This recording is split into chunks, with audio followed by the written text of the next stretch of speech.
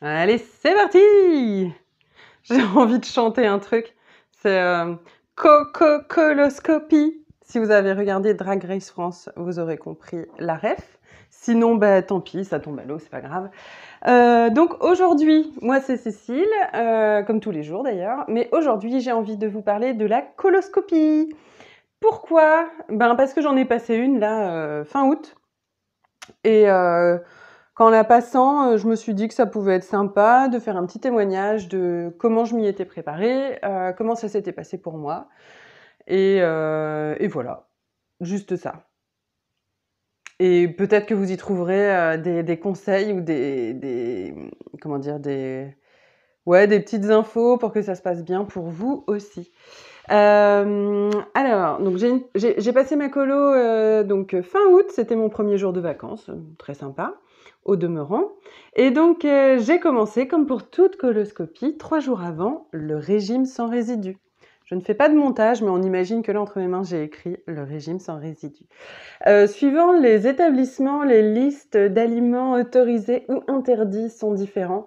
Et donc moi, pour être sûre de bien me préparer, de pas faire d'impair, j'avoue que je fais la base de la base, c'est-à-dire que je vais manger pendant 3 jours, et j'avais fait mes courses exprès en fonction de ça, des pâtes, j'adore les coquillettes, donc j'achète des coquillettes, du riz blanc, je fais en sorte d'avoir du bon beurre, parce que quitte à ne pouvoir manger que ça comme matière grasse, autant qu'il soit bon.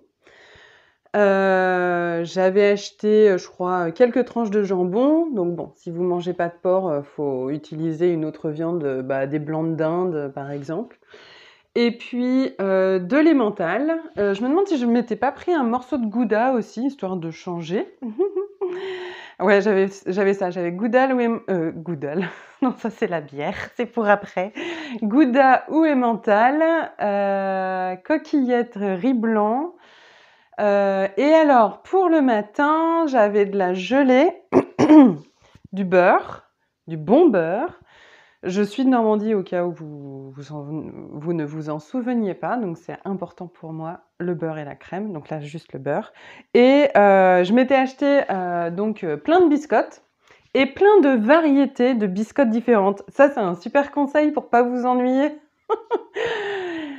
Genre j'avais acheté des crisp rolls, des grillotines et des biscottes, histoire de varier les plaisirs. Qu'est-ce que je voulais vous dire par rapport à ça? Mince, j'ai perdu le fil. Attendez, je fais une pause. Ça y est, ça m'est revenu. C'est le pain blanc. Je sais qu'il y a des hôpitaux qui autorisent genre le pain de mie sans croûte ou je ne sais quoi. Moi, vraiment, je me suis dit pour optimiser, comme j'avais le doute, pour optimiser, j'ai vraiment suivi le plus radical du radical des régimes sans résidus. Donc on est bien d'accord qu'il n'y a aucun fruit, aucun légume, aucun plein de trucs. Et donc je me suis cantonnée à plein de types de biscottes différentes. Faites-vous plaisir en pâte aussi, variez les formes. Et puis voilà, de la gelée. Je me suis autorisée le premier jour, je crois, genre un carré de chocolat noir. Je crois que le chocolat noir, de toute façon, c'était dans ma liste. Je sais plus. Mais en tout cas, je me suis autorisée un carré de chocolat noir. Ah oui, non, c'est ça. Je fais bien de faire ma vidéo maintenant parce que sinon je vais tout oublier. Crème de marron. J'avais autorisé la crème de marron et le chocolat noir. Et du coup, je me suis fait un petit plaisir qui était dans un petit ramequin de mettre quelques cuillères de crème de marron avec 1 ou 2 carrés de chocolat, de les faire passer au micro-ondes pour les faire ramollir et de les mélanger ensemble. C'est une tuerie. C'est une tuerie les 2 premières fois. Après, j'avoue qu'au bout de 3 jours, on en a ras les fesses de ne pouvoir manger que ça en sucré. Mais bon, je suis pas du genre à me plaindre en fait. C'est un truc qu'il faut faire, donc je rajoute pas au fait que c'est dur de me plaindre. Mais bon, on n'a pas tous les mêmes personnalités. Donc j'ai fait ça pendant 3 jours en buvant des tisanes et du thé, voilà. Donc ça pour moi, le 3e jour il tire un peu, c'est un petit peu ennuyeux, mais voilà, ça s'est bien passé comme ça. Et c'est vrai qu'à chaque fois que je le fais, même si c'est difficile, je me dis que je potentialise les chances pour que ma coloscopie soit un succès et que mon système, enfin en tout cas mon côlon et mon côlon soit le plus propre possible pour les vues. Les vues avec la petite caméra, quoi. Après arrive le truc un peu touchy, c'est-à-dire que moi, pour la première fois, alors je sais que je pense pour nombre d'entre vous, ça se passe toujours comme ça. Moi, c'était la première fois. J'avais ma coloscopie en fin de matinée, ce qui voulait dire que je devais faire ma préparation, ma deuxième partie de préparation très tôt le matin, ensuite prendre mon taxi pour aller à l'hôpital et arriver à l'hôpital pour l'examen. Ça me stressait beaucoup parce que dans mon souvenir et dans la manière dont je gérais mes lavements auparavant, je me sentais jamais vraiment... J'avais jamais vraiment l'impression que c'était terminé, l'évacuation. Et du coup, j'avais vraiment très peur de ces 2 heures en taxi après le lavement. Donc, j'ai été très précautionneuse et j'ai tout fait 1 heure avant ce qui m'était proposé. C'est-à-dire que normalement, je devais prendre ma préparation de 19h à 21h et j'ai commencé à 18h. J'ai commencé à 18h. J'ai pris, donc moi c'était Easynova, le produit qu'on m'a proposé de prendre. J'avoue que je le déteste vraiment celui-là, même si mon gastro-entérologue m'a dit que Easynova semblait plus doux, entre guillemets, pour les intestins. Le goût, je le trouve vraiment ignoble. J'ai l'impression de prendre une vodka Malabar, une espèce de Malabar là, qui a maturé, comment dire, bref, qui est resté très longtemps dans de la vodka ou ou du Red Bull. Ah ouais, on dirait un vieux Red Bull Malabar, c'est dégueulasse. Et je me souviens que avec ce produit-là, j'ai déjà fait un espèce de malaise tellement il est blindé de sucre. Ça m'avait fait une montée de sucre et une descente. Et je me souviens avoir perdu connaissance dans les toilettes de l'hôpital. C'était il y a quelques années, ça. Donc j'appréhendais de réutiliser ce produit-là en étant seule chez moi et voilà. Et en plus parce qu'il y avait cette nouveauté par rapport à la distance de l'hôpital et le fait que je me prépare pas sur place. Donc j'ai avancé d'1 heure et surtout j'ai chronométré. C'est-à-dire qu'à partir du moment où j'ai commencé le produit, j'ai chronométré le temps où ça se terminait et où vraiment il se passait plus rien.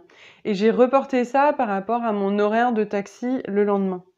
Ce qui fait que le lendemain, je me suis effectivement levée à 4h du mat, enfin donc quelques heures plus tard.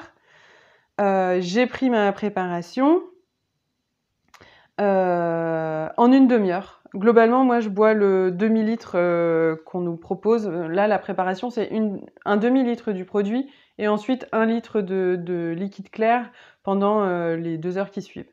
Et donc moi, je le fais en une demi-heure, je prends le produit et après, je vais très vite sur le liquide clair, l'eau.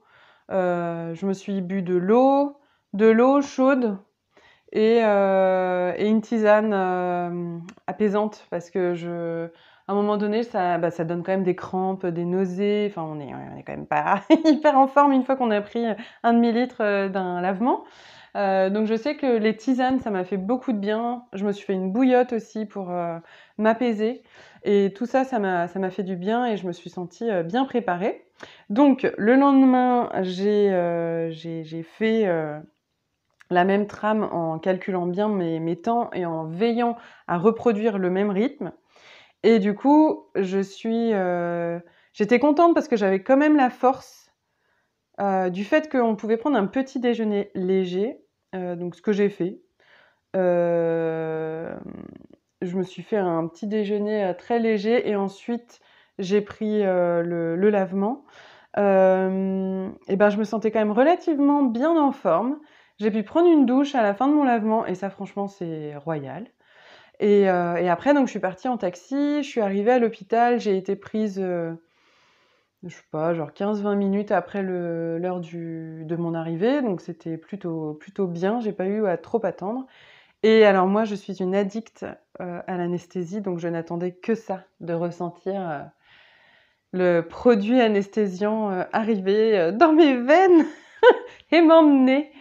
Voilà, donc ça c'était juste pour vous dire comment s'était produit, enfin comment j'avais géré ma préparation de coloscopie et du coup ça s'est très bien passé pour le trajet en taxi et une fois sur place. Donc le retour que j'ai eu, c'est que ma préparation elle était nickel, qu'ils avaient une super visibilité. Enfin il y a un indice de propreté et donc je crois que c'est enfin ça va jusqu'à 3 pour dire que 3 c'est bien et donc j'avais 3 sur toutes les zones de mon côlon.